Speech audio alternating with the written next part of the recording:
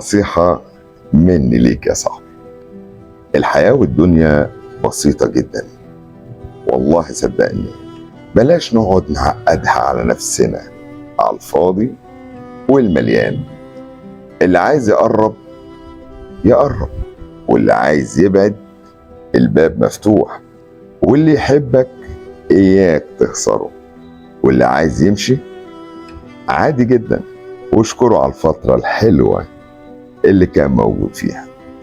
اللي يهتم بيك اهتم بيه، واللي يحسسك احساس حلو رده ليه اضعاف، واللي يحسسك احساس وحش سيبه وامشي.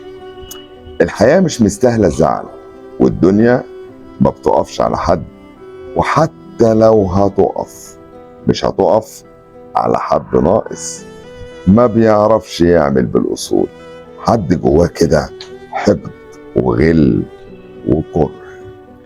الدنيا بتقف على السند، على الوتد، على الإيد اللي تطبطب، على الناس اللي تفتكرها وتقول دول عمرهم ما هيتعوضوا تاني، ولا نشوف ناس شبههم كويسة وعارفة يعني إيه أصول وتقدير وحب. الدنيا بتقف بس على ولاد الأصول، الناس الحنينة الجدعة اللي بتعرف تطبطب وتكون جنبك وقت ما تحتاجهم.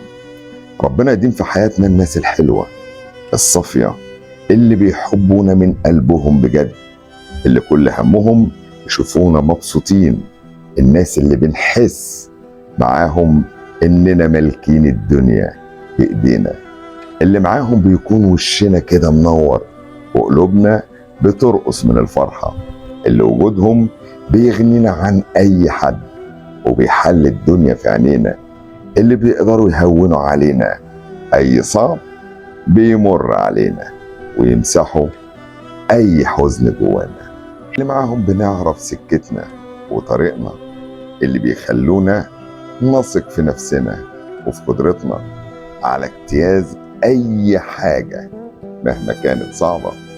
الناس اللي مؤمنين بينا وحاسين بقيمتنا وقيمة قلوبنا. ربنا يديمهم نعمة في حياتنا ولا يحرمنا منهم أبدا. تحياتي، يحيى شاهين.